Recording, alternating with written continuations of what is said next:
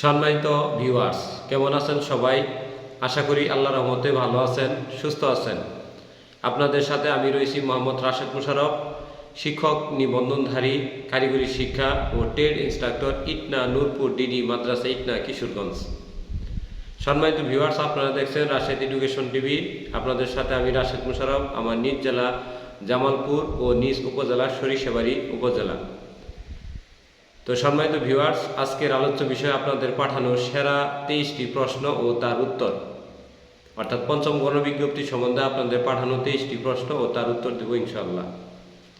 সম্মানিত ভিউয়ার্স, প্রথম প্রশ্নটি হলো শিক্ষক নিবন্ধন সনদের মেয়াদ কয় বছর?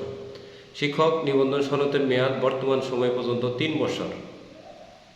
পঞ্চম গণবিজ্ঞপ্তিতে কততম নিবন্ধনধারী আবেদন করতে পারবে বা পারছে? 16 ও 17তম শিক্ষক নিবন্ধনধারীরা আবেদন করতে পারবে।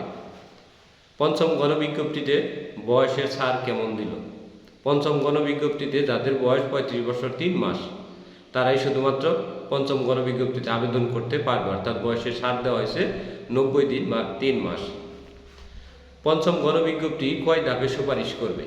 পঞ্চম গণবিজ্ঞপ্তিতে 2 ধাপে সুপারিশ করা হয়, অর্থাৎ প্রাথমিক সুপারিশ এবং চূড়ান্ত সুপারিশ। অর্থাৎ চূড়ান্ত সুপারিশ পেলে আপনি শিক্ষা প্রতিষ্ঠানে যোগদান করতে পারবেন। প্রাথমিক সুপারিশের কারণে অনেক সবাইকে করা হয়, অতটা দেখশন করা হয় না, মানে যারা টিকে, কিন্তু পরবর্তীতে কাগজ বাছাই টাছাই করে একেবারে চূড়ান্ত সুপারিশ করা হয়। চূড়ান্ত সুপারিশের আগে পুলিশ ভেরিফিকেশন করা হয়ে থাকে। কাম্য শিক্ষার্থী না থাকলে এমপিওভুক্ত হবে কি? জি না, কাম্য শিক্ষার্থী না থাকলে এমপিওভুক্ত হয় না। সেক্ষেত্রে মাওসিভুক্ত প্রতিষ্ঠানের জন্য আলাদা নিয়ম, মেমিজ বা মাদ্রাসা শিক্ষা বোর্ডের জন্য আলাদা নিয়ম এবং কারিগরি শিক্ষা বোর্ডের অধীনস্থ কারিগরি শিক্ষা অধিদপ্তরের প্রতিষ্ঠানের জন্য আলাদা নিয়ম। ভুল পদে সুপারিশ পেলে তার করণীয় কি? পঞ্চম গণবিজ্ঞপ্তিতে ভুল পদে সুপারিশ পেলে সাথে সাথে এনটিআরসি বরাবর লিখিত অভিযোগ দিতে হবে এবং এনটিআরসি আগামী 1 বছরের মধ্যে আশেপাশের যে কোনো প্রতিষ্ঠান নিজ জেলা এবং নিজ উপজেলায় খালি থাকলে ওই সকল প্রতিষ্ঠানে সুপারিশ করবে, যদি আপনার পত্রে এমপিভুক্ত হয়ে থাকে এবং আপনি যদি সঠিকভাবে আবেদন করে এনটিআরসির মাধ্যমে চূড়ান্ত সুপারিশ পেয়ে সেই প্রতিষ্ঠানে যদি দেখেন যে আপনার পত্রী প্যাটার্ন জটিলতায় পড়েছে কিংবা জাতীয়করণকৃত প্রতিষ্ঠানে আপনি সুপারিশ পেয়েছেন কিংবা আপনার ওই পত্রী ভুল পদে সুপারিশ করা হয়েছে, তো বাংলা শিক্ষক ছিল সেখানে ইংলিশ শিক্ষক নেওয়া হয়েছে, এরকম হলে এনটিআরসি আপনাকে পার্শ্ববর্তী কোনো একটি প্রতিষ্ঠানে সুপারিশ করবে। তার জন্য আপনাকে কমপক্ষে 1 বছর অপেক্ষা করতে হবে এবং এনটিআরসিতে নিয়মিত যাতায়াত এবং যোগাযোগ করতে হবে। শিক্ষক নিবন্ধন সনদে কে কোথায় আবেদন করবে? আমি সর্বপ্রথম বলি, স্কুল পর্যায়ে যারা রয়েছেন তারা ডিএসএইসিতে আবেদন করবেন। আমি আবারও বলি, যারা স্কুল পর্যায়ে রয়েছেন তারা ডিএসএইসিতে আবেদন করবেন। তারা স্কুল 2 পর্যায়ে রয়েছেন, অর্থাৎ এখানে কারিগরি রয়েছে এবং কারিগরির বাহিরে যারা ইবতেদায়ী কারি মৌলবী রয়েছে তারা ডিএমইতে অর্থাৎ মাদ্রাসা শিক্ষা বোর্ডে আবেদন করবে, অর্থাৎ তাদের অন্যখানে আবেদন করার সুযোগ নেই। কিন্তু যারা কারিগরি শাখা ট্রেড ইনস্ট্রাক্টর বা সহকারী শিক্ষক বাংলা ইংরেজি গণিত রয়েছেন তারা কোথায় আবেদন করবে? তারা ডিএসএইসি ডিটিইতে আবেদন করতে পারবে। তবে সেসিভুক্ত 640টি ভোকেশনালে কিন্তু জেনারেল কোনো পদ নেই। সেই হিসেবে ডিএসএইসি ডিটিইতে যদি আবেদন করে সেখানে কিন্তু জেনারেল ভুক্ত যারা, অর্থাৎ সহকারী শিক্ষক বাংলা কারিগরি এবং সহকারী শিক্ষক ইংরেজি কারিগরি, তারা কিন্তু আবেদন করতে পারবে না। অর্থাৎ সেসিভুক্ত 640টি প্রতিষ্ঠানে কারিগরি ট্রেড ব্যতীত আর কেউ আবেদন করতে পারবে না। সেক্ষেত্রে ডিএসএইসি ডিটিইতে ফার্স্ট ট্রেড ইনস্ট্রাক্টর আবেদন করবে। 2 হলো শুধুমাত্র ডিটিইতে আবেদন করতে পারবে এবং 3 হলো মাদ্রাসা বোর্ডের অধীনস্থ যে কারিগরি প্রতিষ্ঠানগুলো রয়েছে এমপিওভুক্ত এবং সেসিভুক্ত সেগুলোতে ডিএমই ডিটিইতে আবেদন করতে পারে। ডিএমই ডিটি অর্থাৎ তারা 3টিতে আবেদন করতে পারে। একটা হলো ডিএসএইসি ডিটিই, আরেকটা হলো শুধুমাত্র ডিটিই এবং আরেকটি হলো ডিএমই ডিটিই, অর্থাৎ এই 3টিতে ট্রেড ইনস্ট্রাক্টর আবেদন করতে পারবে। এখন কলেজ পর্যায়ে আসি। কলেজে যারা রয়েছেন মাওসিভুক্ত কলেজ যেগুলো রয়েছে অর্থাৎ মাধ্যমিক উচ্চ শিক্ষা তারা ডিএসএইসিতে আবেদন করবে। বিএম ভোকেশনালযুক্ত যে কলেজ রয়েছে তারা ডিএসএইসি ডিটিইতে আবেদন করতে পারে। আবার যদি স্বতন্ত্র হয় শুধুমাত্র ডিটিইতে আবেদন করবে এবং মাদ্রাসার সাথে যদি যুক্ত থাকে ডিএমই ডিটিইতে আবেদন করবে। অথবা যদি technical and business management institute লেখা থাকে তাহলে ওরা সরাসরি স্বতন্ত্র কারিগরি প্রতিষ্ঠান হিসেবে ধরে নেবেন। শিক্ষক নিবন্ধনের চাকরিটা সরকারি না বেসরকারি? সম্মানিত ভিউয়ার, শিক্ষক নিবন্ধনের এই চাকরিটি বেসরকারি এবং এটি সরকারের অনুদান খাত থেকে বেতন দেওয়া হয়। এটি সরকারের রাজস্ব খাতভুক্ত কোনো চাকরি নয়, তাই এই চাকরিকে আমরা সরকারি চাকরি বলতে পারি না। তবে সরকারি সকল সুযোগ সুবিধা এখানে বিদ্যমান রয়েছে। শুধুমাত্র 25% ঈদ বোনাস দেওয়া হয়, এখানে 75% কম দেওয়া হয় এবং বাসা ভাড়া 1000 টাকা দেওয়া হয়। সেখানে সরকারি চাকরিজীবী অর্থাৎ রাজস্ব খাতে চাকরিজীবীদের 45% পর্যন্ত মূল বেতনের ভাড়া দেওয়া হয় এবং সরকারি চাকরিজীবী পেনশন দেওয়া হয়। এখানে 105 মাসের এককালীন টাকা দেওয়া হয়। সেক্ষেত্রে এই 3টি সুবিধা ব্যতীত আর সকল সুবিধা সরকারি চাকরিজীবীদের মতো ভোগ করতে পারে এবং এইখানে যথেষ্ট পরিমাণে বন্ধ রয়েছে, যা সরকারি চাকরিগুলোতে ওই রকম বন্ধ নেই এবং এখানে চাকরির পরিবেশ অনেক ভালো। কারিগরি শিক্ষা প্রতিষ্ঠানে জিও ছাড়া এমপিও হবে কি? কারিগরি শিক্ষা প্রতিষ্ঠানে জিও ছাড়া কোনো মতে এমপিও দেওয়ার ক্ষমতা কোনো শিক্ষা অফিসার কিংবা জেলা শিক্ষা অফিসার কিংবা আঞ্চলিক শিক্ষা অফিসার কিংবা ঢাকা অফিসেরও ক্ষমতা নেই যে কারিগরি শিক্ষা প্রতিষ্ঠানে জিও ছাড়া এমপিও দিবে। কারিগরি প্রতিষ্ঠানে জিও বলতে বোঝায় গভর্নমেন্ট অর্ডার, অর্থাৎ পত্রী যখন এমপিও হবে, যেমন আপনার একটি কারিগরি প্রতিষ্ঠানে ইলেকট্রিক্যাল ট্রেড খুলছেন, এমপিও দিয়েছে, ওই প্রতিষ্ঠানের অনুমতির জন্য বেতন করানোর জন্য অর্থ মন্ত্রণালয়ের একটি অনুমোদনপত্র লাগে, তাকে আমরা জিও বলি। এটা যে না আনবে প্রধান শিক্ষক, সেই প্রতিষ্ঠান কখনো এমপিওভুক্ত হতে পারবে না।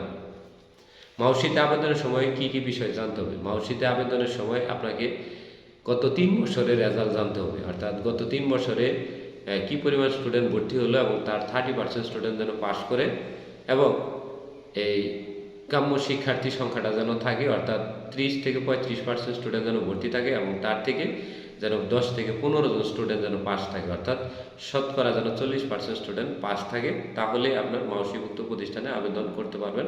আবেদন করলে এমপিওতে কোনো সমস্যা হবে না। আর এর থেকে কম এমপিও হলে ডিডি বা অন্যান্য স্থান থেকে আপনার কিছুটা সমস্যা করে অর্থ আদায়ে চিন্তা ভাবনা করতে পারে, তাই এগুলোর ক্ষেত্রে অ্যাভয়েড করে চলবেন। মাদ্রাসায় আবেদনের ক্ষেত্রে কি কি বিষয় দেখতে হবে? মাদ্রাসায় আবেদনের ক্ষেত্রে সতর্কতা অবলম্বন করবেন, কারণ 100+ মাদ্রাসায় রয়েছে যারা নিজস্ব কোনো স্টুডেন্ট নেই, ধার করা স্টুডেন্ট নিয়ে এনএএসএসসি পাস করে এমপিও ভুক্তির ক্ষেত্রে শুধুমাত্র ধরে রাখছে। এই সকল প্রতিষ্ঠানে আবেদনের সময় খুবই সতর্কতা অবলম্বন করবেন এবং প্রতিষ্ঠানে গিয়ে খোঁজখবর নিয়ে মাদ্রাসাভুক্ত যে প্রতিষ্ঠানগুলো রয়েছে সেগুলোতে যোগদান করবেন বা আবেদন করবেন। এবং এক্ষেত্রে কী কী বিষয় জানতে হবে আমি আপনার বলি। গত 3 বছরের রেজাল্ট জানবেন, প্রতিষ্ঠানে স্টুডেন্ট সংখ্যাটি জানবেন এবং সেখানে পাশের হারটা জানবেন। 30 বা 40% পাস করলে গত 3 বছরে, তাহলে আর কোনো ধরনের সমস্যা নেই। কারিগরি প্রতিষ্ঠানের ক্ষেত্রে কি কি বিষয় জানতে হবে? কারিগরি প্রতিষ্ঠানের ক্ষেত্রে জিও আছে কিনা জানতে হবে।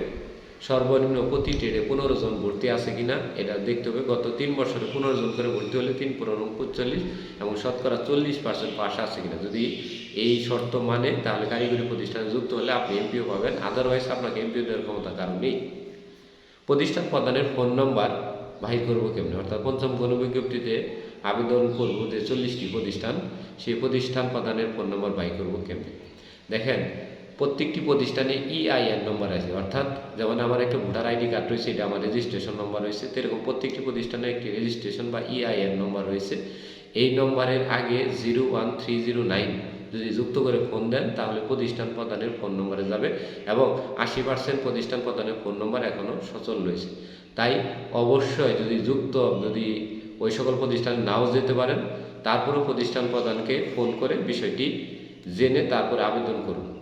অজানা করে ফোন করে অথবা যোগাযোগ না করে কোনো প্রতিষ্ঠানে আবেদন করার মতো বোকামি পঞ্চম গণবিজ্ঞপ্তিতে দয়া করে কেউ করবেন না। এমপিওভুক্তের ক্ষেত্রে কি ঘুষ দিতে হয়? ক্ষেত্র বিশেষ এমপিওভুক্তের ক্ষেত্রে ঘুষ দিতে হয়, যেহেতু একটি অনলাইন মিডিয়া, তাই এই বিষয়ে বিস্তারিত আলাপ করতে পারলাম না, তবে ঘুষ দিতে হয়, এটাই সত্য। আবেদনের সময় সর্বোচ্চ কয়টি প্রতিষ্ঠান চয়েস দিতে পারবো? আবেদনের ক্ষেত্রে আপনি সর্বোচ্চ 40টি প্রতিষ্ঠান চয়েস দিতে পারবেন পঞ্চম গণবিজ্ঞপ্তিতে। ইয়েস নো অপশনের প্রয়োজনীয়তা আছে কি? জি, ইয়েস নো অপশনের প্রয়োজনীয়তা আছে। আপনার নম্বর যদি উচ্চ নম্বরদারি হয়, তাহলে আপনাকে ইয়েস দেওয়ার কোনো প্রয়োজন নেই। মধ্য এবং নিম্ন নাম্বারদারি হলেই অবশ্যই আপনাকে ইয়েস দিতে হবে। এখন অনেকেই বলেন যে ইয়েস দিলে বলে গ্রাম অঞ্চলের প্রতিষ্ঠানে সিলেক্ট করা হয়, এই বিষয়টি সম্পূর্ণ ভুল এবং অসত্য। 3 পার্বত্য জেলায় শূন্যপদ কেমন? 3 পার্বত্য জেলায় যথেষ্ট পরিমাণে শূন্যপদ রয়েছে। তাই যারা নিম্ন নম্বরধারী রয়েছেন তারা দয়া করে এই সকল স্থানে আবেদন করুন। একটি চাকরি অবশ্যই আপনার খুবই দরকার। স্কুলে যোগদান ভালো নাকি মাদ্রাসায় যোগদান ভালো? এক কথায় স্কুলে যোগদান অনেক অনেক গুণ ভালো। কোন প্রতিষ্ঠানগুলো আগে জাতীয়করণ হবে? জাতীয়করণ পঞ্চম গণবিজ্ঞপ্তির আগে হোক বা পরে হোক, বঙ্গবন্ধু তার পরিবারবর্গের নামে যে প্রতিষ্ঠান এবং জাতীয় চার নেতা, বীর শ্রেষ্ঠ, ভাষা সৈনিক এবং আপনার যে প্রতিষ্ঠানগুলো pilot girls school and college এবং বঙ্গবন্ধু পরিবারবর্গের আশপাশে বিভিন্ন ব্যবসায়ী বা বুদ্ধিজীবী সহ বিদেশি রাষ্ট্রদূতদের নামে যে প্রতিষ্ঠানগুলো রয়েছে এগুলো আগে সর্বপ্রথম জাতীয়করণ হবে। গত 16 বছরে কয়টি প্রতিষ্ঠান জাতীয়করণ হয়েছে?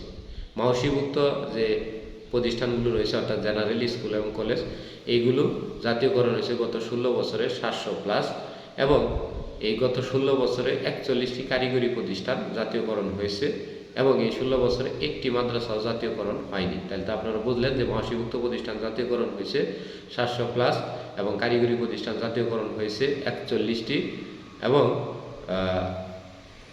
মাদ্রাসা জাতীয়করণ একটিও হয়নি গত 16 বছরে। কি কি কারণে এমপিও স্থগিত হতে পারে? যদি কোনো প্রতিষ্ঠানে 0% পাস থাকে তাহলে সেই প্রতিষ্ঠানে এমপিও স্থগিত হবে 1 বছরের জন্য।